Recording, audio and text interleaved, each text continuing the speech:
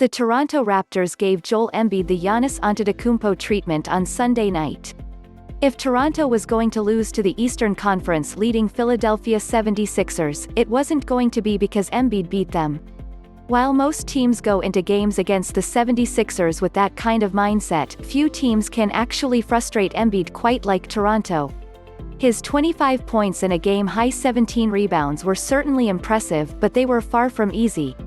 He shot 6 for 20 from the field, the worst shooting performance of his season, and he only made meaningful progress at the free throw line where he shot 12 for 14 after some really hard fouls. Aron Baynes got his money's worth on a few fouls. Raptors coach Nick Nurse: "That's important too, to let them know we're gonna be physical." The key to the Raptors' defense on Sunday was sending bodies at Embiid and stopping him from getting into his post-up shimmy on the left block. "As soon I crossed half court, they just sent 2 or 3 guys on me, to make sure that I wasn't going to be the one that beat them tonight," Embiid said.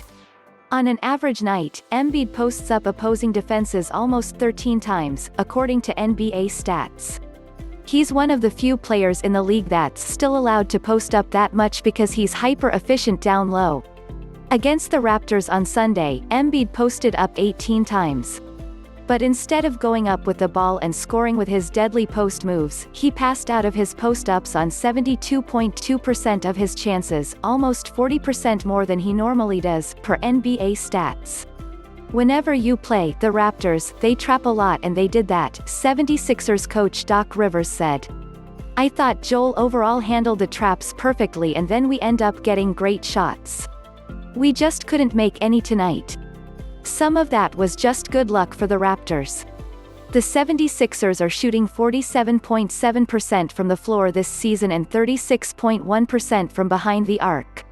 So a 38.8% shooting night with 29.7% three-point shooting is fairly unusual for Philadelphia.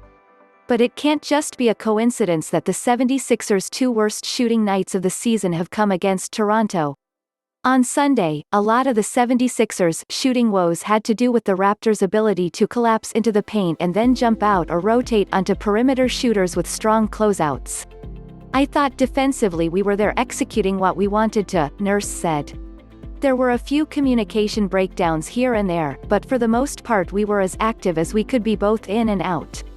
When the Raptors are whizzing around, containing superstars, and getting out to contest three-point shooters, they're as good as it gets in the league." The 76ers will likely shoot considerably better on Tuesday night, but if Toronto can continue to keep Embiid under wraps, the Raptors should be able to knock off Philadelphia again and clinch their 5th straight victory.